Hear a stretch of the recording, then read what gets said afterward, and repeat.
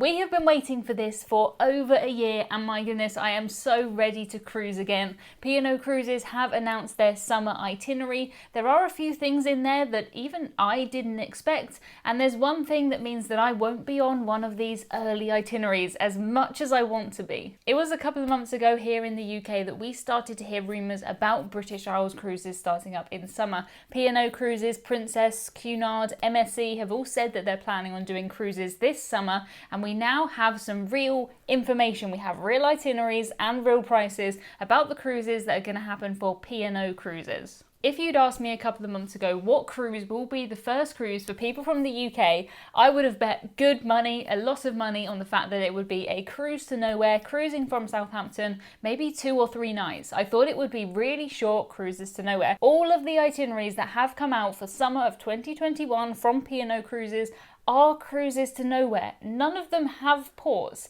I honestly wasn't expecting it to be like that. I thought we would have very short cruises in the very short term with no ports, and then we would expand to have more ports. But these itineraries launched by P&O Cruises are from June until September, and no cruises in that time have any ports. They're completely at sea. I have cruised with P&O before, and I have booked P&O cruises for the future. The idea of just sitting on a P&O cruise ship, hopefully in the sunshine, does sound fantastic. One thing that they have said is because the itineraries aren't fixed, because they are just sea days, they will actually go where the sun is.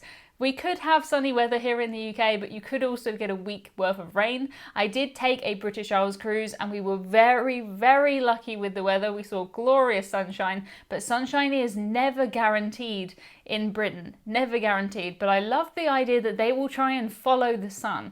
You can't do that really on land. That would be hard work. So that's a bonus for cruises right there.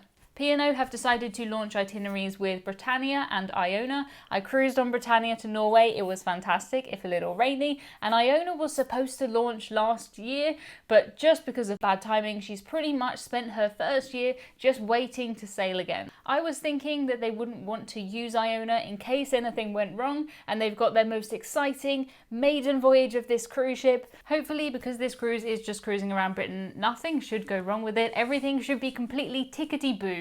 As some people in the UK say. That's your Britishism of the week, tickety boo. It's just a weird sounding phrase. It just means everything is fine, everything is good, everything is tickety boo. Britannia is going to set sail on the 27th of June and she'll be sailing until the 19th of September.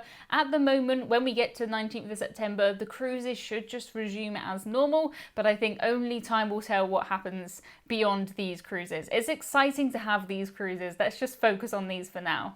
Britannia is going to start by doing 3 and 4 night cruises to nowhere, which is kind of where I thought we would be beginning. Then she's going to do 1 6-night itinerary. For the 3 or 4 night cruises, you're looking at around £450, which if you are thinking in dollars, that's around $620 for a 3 or 4 night cruise on board Britannia. That does include your gratuities. P&O Cruises do include all gratuities now, but you would have to pay for drinks and specialty meals and all of the usual stuff that you want to pay extra for on a cruise. For me, I'm very much a budget cruiser. £100 per night for a cruise is my limit. If I can get it closer to £50 per night, I'm happier with that. Thinking about these cruises though, you're going to be on this cruise the entire time. You're going to be eating a lot of food. It probably is worth getting some kind of drinks package because you're going to be on the ship the entire time. You're going to get your money's worth out of the entertainment, out of your cabin. Iona is going to be starting a little bit later. She's going to start sailing on the 7th of August until the 18th of September, and she is doing entirely 7-night cruises. 7-night cruises without any port stops. I've never been on a cruise with more than 2 sea days. I think after this year though, we've all been inside and desensitized to everything. The idea of just not being in the house for a week sounds incredibly exciting, let alone on a new cruise ship, and an exciting new cruise ship like Iona. That does sound brilliant. The maiden voyage of Iona is pretty pricey in my opinion. It starts at £1,200, which is around $1,600 for a 7-night cruise that goes to nowhere. But it does go up to visit Iona, which is an island off of Scotland, which I think is a really nice way to launch this cruise ship, to take her back to what she was named after. The ship won't dock there, of course. It will dock off land and look at it and then have a nice big party. But I imagine it will be a lot of fun on there. It is quite expensive though, I think. £1,200 for a 7-night cruise that doesn't go anywhere. That is what you get with Maiden Voyages though. They're very exciting. Everyone is excited about the new cruise ship, so I'm sure P&O won't have any problems selling out that cruise. I probably won't be on this cruise, not because of this, but because of another reason, and we'll get to that in a second. After the Maiden Voyage, the prices of the Iona cruise do come down, and for a 7-night cruise, you're looking at around £780, which is around $1,080, which is much closer to my £100 per night cruise limit that I like to stick to. It all sounds fantastic, right? What could there be any problems with this? Not problems, but issues that may stop people like me and you from going on these cruises. The first one is that everybody on these cruises has to be fully vaccinated at least 7 days before the cruise, which I totally understand. It makes sense, but for someone like me who is right at the end of the vaccine list, I don't think I'm going to be vaccinated in time to get on these early sailings. I think for me it's going to be late summer, possibly into autumn before I can cruise again, which I'm sitting here and I'm so ready to cruise. I really want to bring you guys on a cruise. It'll be amazing, but I just am gonna have to wait. Rightly so, I'm 27, I should be at the end of the vaccine list. We are rolling out vaccines here in the UK very, very fast, but I am gonna be at the end. No matter how you look at it, I'm gonna be at the end.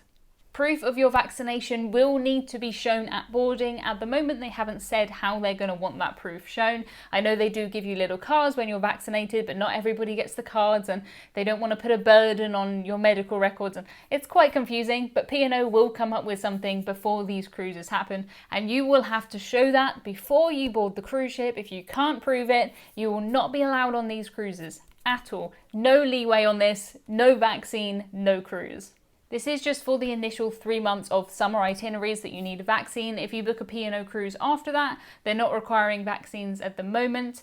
Who knows if they will closer to the time, but hopefully by then I will have my vaccine and I'll be ready to go and you'll be ready to go, and maybe I'll see you on a cruise ship and we can socially distance wave across the pub. That sounds good to me. Interestingly, P&O have said that there are no age restrictions on these cruises, but that everybody must be vaccinated. And here in the UK, we're not vaccinating children, so that sounds to me like children cannot go on these cruises. If you have no vaccine, you have no cruise, and if you're a child, you have no vaccine. So no children on these cruises. That's how I'm reading that. I don't see how else you can read it, but they haven't explicitly said children not allowed. Another thing about these cruises is that they are for British people only. Only British people can take these cruises. You can't come across from the US or from Europe or from anywhere in the world to do these cruises. You have to have a British passport to get on. So say you've got your vaccine, you're from Britain, you've found an itinerary, you've booked it, you're ready to go. There is one more thing that you could be disallowed boarding for if you don't have it, and that is travel insurance. Travel insurance has always been needed for every single cruise. Even if you're from Britain and you're taking a British Isles cruise, you need travel insurance, and trust me on that. But now the cruise lines are saying that they won't let you on the cruise unless you have travel insurance. Different cruise lines are probably going to have different rules about how much you need, how much cover you need, but P&O say that you need £2 million worth of medical cover. I did a very quick quote and it came out at something like £35 for a week for me, so hopefully that will not break the bank. Of course, if you're older, if you have more medical problems, it could get more expensive, but the idea that we're sticking around Britain, it should make that cheaper. We're not visiting exotic countries. We're literally just floating in the sea. If you do want to book any of these itineraries, you can get a quote through our website, emmacruises.com, and we can also sort out the travel insurance for you there too. Another option is that P&O Cruises have partnered with a travel agency website to provide travel insurance that meets all of the criteria that they've said. So there's plenty of options for travel insurance, but don't think that you can go on a cruise without it, because those days are past. You need travel insurance. P&O have been quite nice when it comes to the booking conditions of these cruises. You only have to pay 30 days in advance, which I think is really good, and you can move around the itineraries. If you decide 2 months before the cruise, you don't want to do this one, you'd like to move it, you can just transfer it, pay the extra, or whatever you want to do. They're being very flexible with it, which I think is really good, because we don't know how we're going to feel in a couple of months. Maybe I'll have my vaccine tomorrow and I'll be ready to go, but maybe I won't. I don't think I will.